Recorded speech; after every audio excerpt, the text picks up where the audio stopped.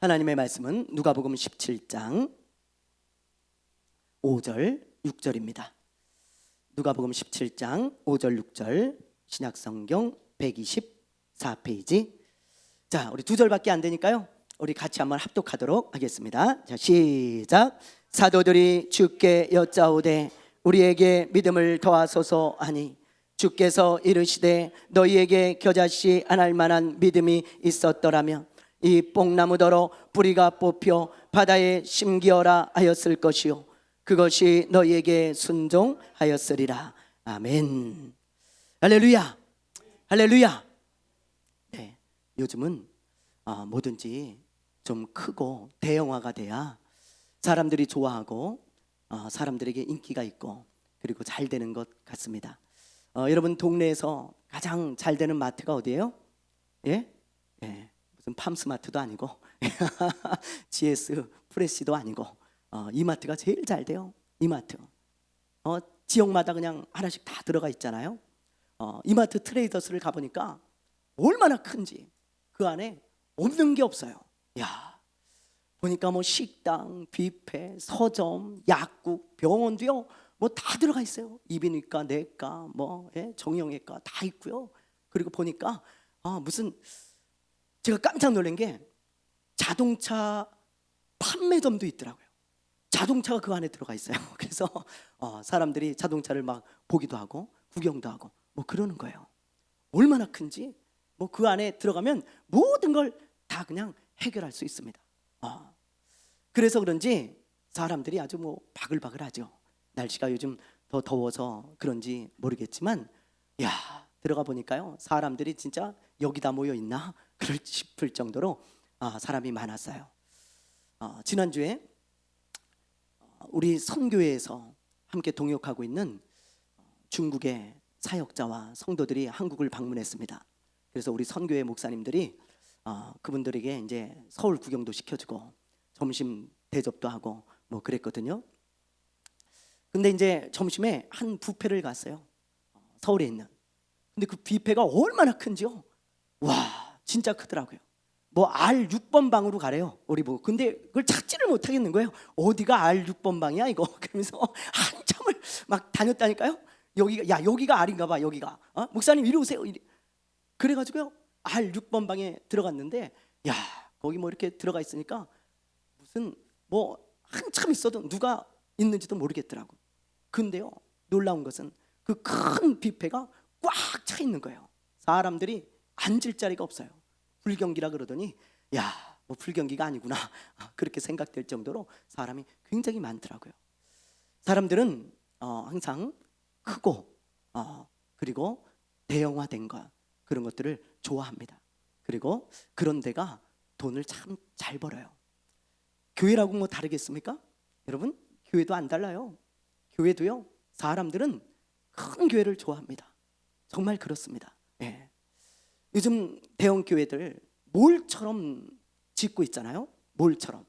야, 들어가면 에스컬레이터를 타고 딱 올라가요. 올라가면 멋진 카페가 나오고요. 서점 있고요. 그리고 매점도 있더라고요. 가보니까. 안 가보셨어요? 한번 가보세요.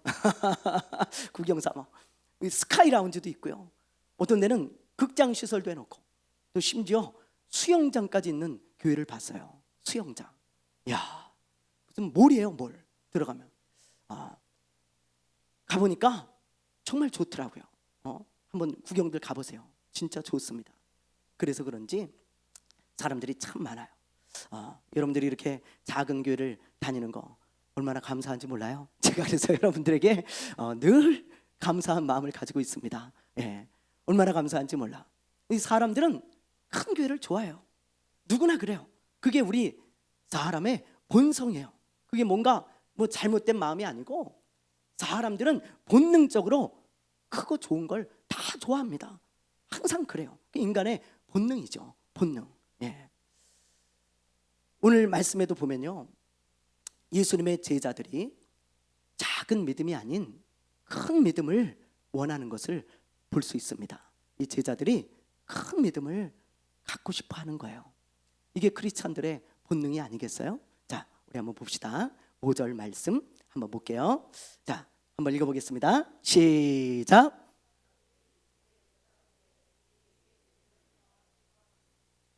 자, 예수님의 제자들이 예수님께 이런 말씀을 했어요. 예수님, 우리에게 믿음을 더하여 주십시오. 이 말이 무슨 말이에요? 예수님, 우리 믿음이 너무 형편없고 작아요. 그러니 큰 믿음을 좀 주십시오.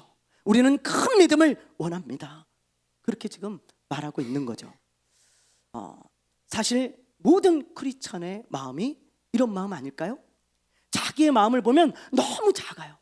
형편이 없어요. 저도 그렇게 느끼고 여러분들도 그렇게 느낄 거예요. 그래서 우리는 항상 큰 믿음에 목말라 있습니다. 큰 믿음에. 예수님, 나에게 큰 믿음을 주십시오. 큰 믿음을 허락해 주십시오. 그런 마음을 크리스천들은 다 가지고 살아가요. 그럴 거예요. 그렇죠? 네. 성경 공부를 하는데 어떤 집사님이 저한테 그래요. 목사님, 좀 믿음이 빨리빨리 팍팍 자랄 수 있는 방법 없습니까? 저한테 그러는 거예요. 팍팍 좀 제 믿음이 자랐으면 좋겠어요. 혹시 숙성반 없습니까? 숙성반? 그런 거. 예?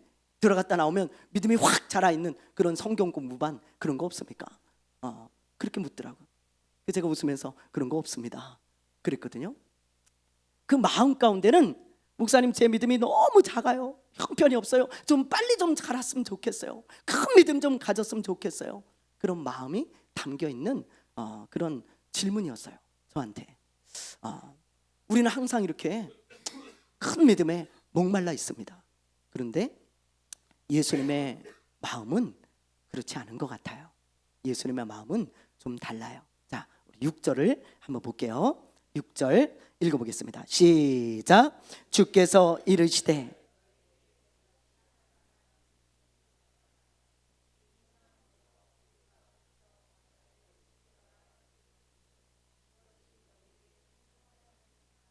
예, 주님께서 지금 제자들에게 뭐라고 말씀하십니까?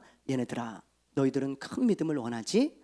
그러나 겨자씨만한 작은 믿음이어도 괜찮아. 지금 그렇게 말씀하고 있는 거예요. 너희들은 큰 믿음을 원하지만 겨자씨만한 작은 믿음도 괜찮다. 주님이 지금 그렇게 말씀하고 있어요. 예. 여러분, 겨자씨 보셨어요? 겨자씨? 예. 이 말씀이 구체적으로 무슨 말씀인가? 자, 여러분, 겨자씨 한번 보여드릴게요. 겨자씨. 자, 겨자씨가 요만했습니다. 여러분 보세요. 보이세요? 찾으셨어요? 요만해요. 그러니까 쌀 한 털보다도 더 작아요. 쌀 한 털보다도 아주 잘 보이지도 않고 집을 수도 없을 만큼 이렇게 작은 게 겨자씨입니다. 너무 작죠.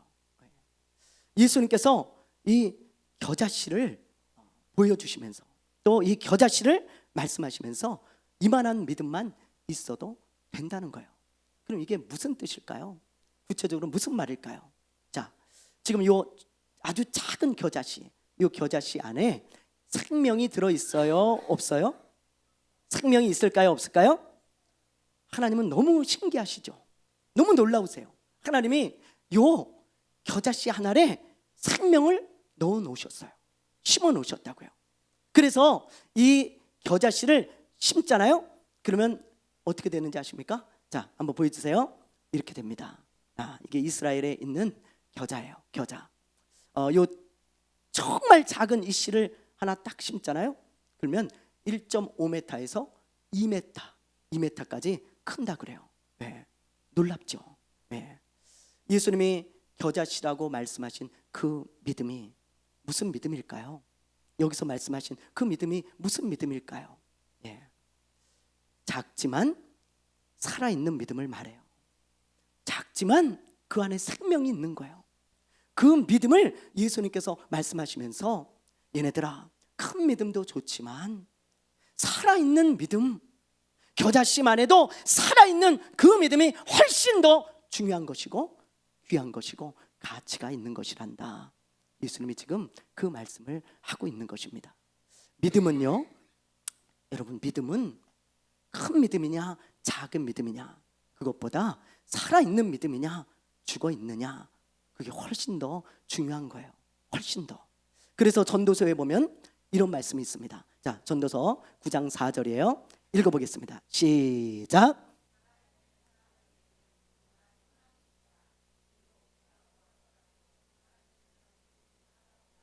네, 보세요. 여기서 말하는 개는 아주 작고 형편없는 것을 말해요. 보잘것없는 것. 그러나 이 사자는 크고 웅장한 것을 말하죠. 그런데 이 사자가 죽었어요. 그럼 그게 무슨 소용이 있냐? 그 사자에게 희망이 있겠냐? 이 말이에요. 개일지라도 아주 작고 볼품없을지라도 살아있다면 가치가 있고 희망이 있는 것이란다. 지금 그렇게 말씀하고 있지 않습니까? 믿음도 마찬가지예요. 여러분, 믿음도 살아있는 믿음, 그게 가치가 있는 것입니다. 살아있는 믿음, 그게요 여러분 훨씬 더 중요한 거예요. 아무리 큰 믿음이면 뭐예요? 정말 큰 믿음이면 뭐예요? 죽어있는 믿음이라면 그 믿음은 아무짝에 쓸데가 없는 거예요. 아주 작은 믿음일지라도 살아있는 믿음이어야 그게 가치가 있고 유익한 것입니다.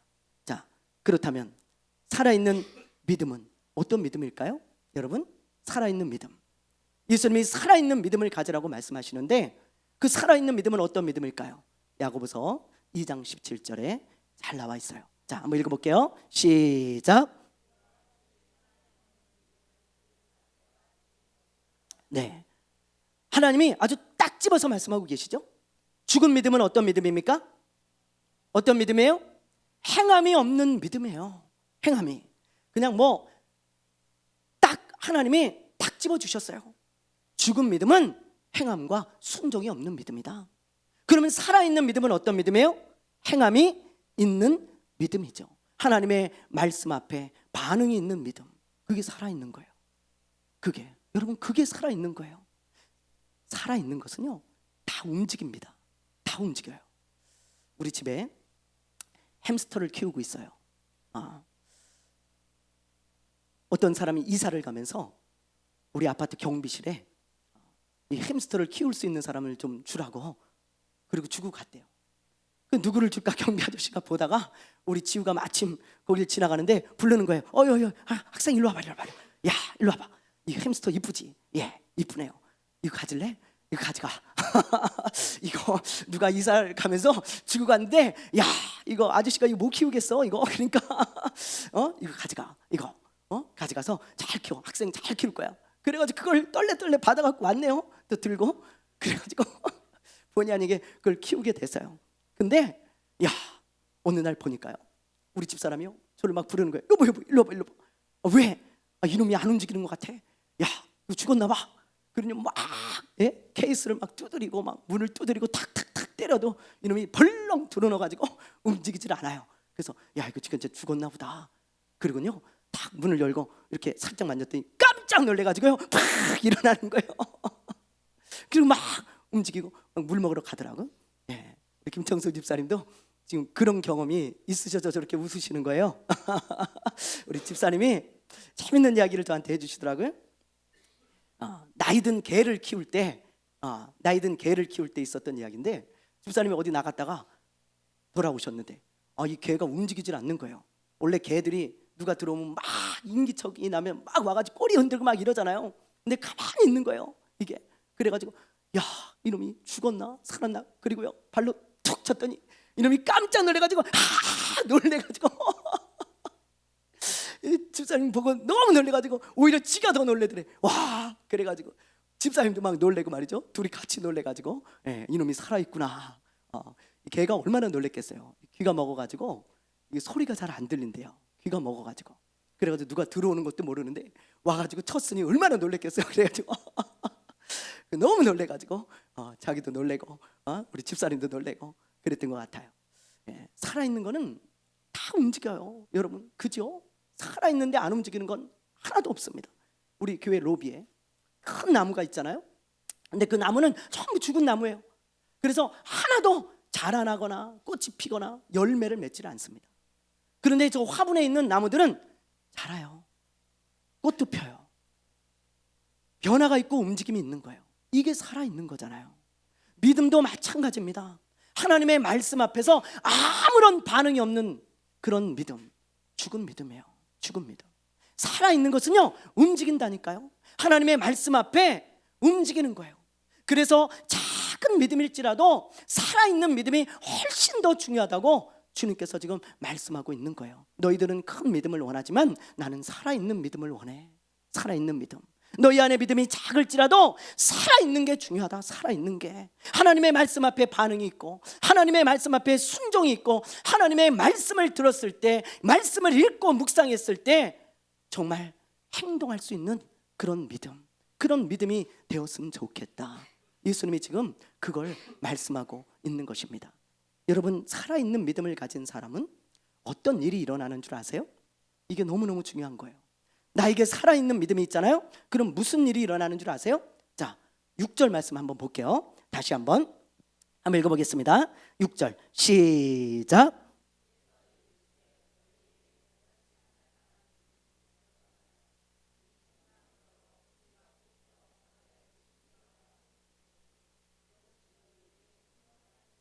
자, 예수님이 지금 뭐라 그러세요?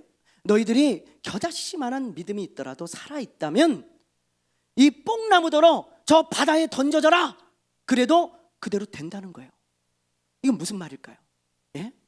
그렇다고 뽕나무한테 막 바다에 던져져라 막 그러지 마시고 그런 말이 아니고 주님의 일하심을 경험할 수 있다는 거예요. 주님의 일하심.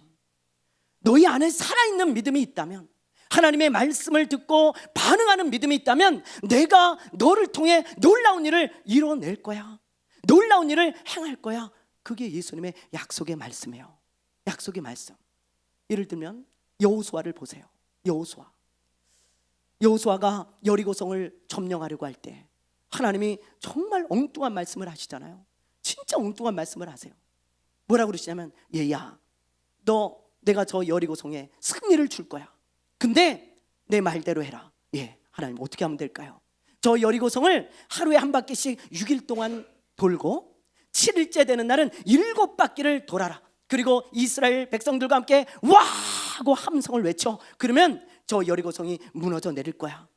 내가 그때 너에게 승리를 줄 거야. 그랬어요.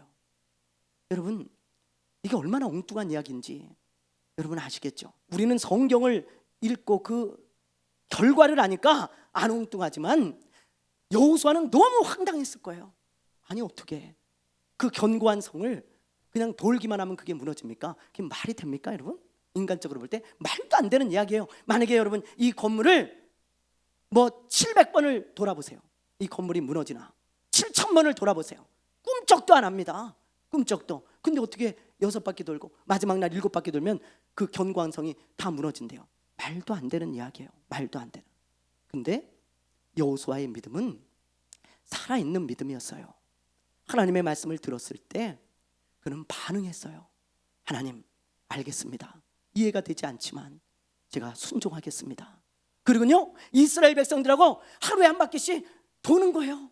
그러니까 여리고 사람들이 볼 때 얼마나 웃겼겠습니까? 아유, 저 멍청한 것들, 저 미련한 것들 뭐하냐 지금? 야, 저 이제 날이 더워가지고 미쳤나 보다. 그러면서 조롱하고 비웃었을 거예요. 근데 여호수아는 끝까지 순종합니다. 나중에 7바퀴를 딱 돌고 외치는 거예요. 자, 이제 하나님의 말씀대로 외칩시다. 와! 그러니까요, 여리고성이 갑자기 지진이 일어나더니 우르르르 무너져 내립니다. 와! 그러면서 들어가서 그 성을 점령하지 않았습니까? 여러분, 이게 여호수아가 한 일이에요? 아니잖아요. 누가 하신 일이에요? 하나님이 하신 일이죠. 하나님의 일하심을 여호수아와 이스라엘 백성들이 경험했다 이 말이에요. 만약에 여호수아가 죽은 믿음을 가지고 있었다면 이런 일은 절대 일어나지 않아요. 하나님, 그게 무슨 말도 안 되는 소리입니까? 아유, 차라리 제가 전술 전략을 잘 짜고요, 무기를 더 좋은 걸 만들어 가지고 공략을 해볼게요. 하나님, 아무리 하나님이 말씀하셔도 반응하지 않고 움직이지 않았다면, 행동하지 않았다면 어떤 일도 여호수아는 경험하지 못했을 거예요. 바로 이것입니다.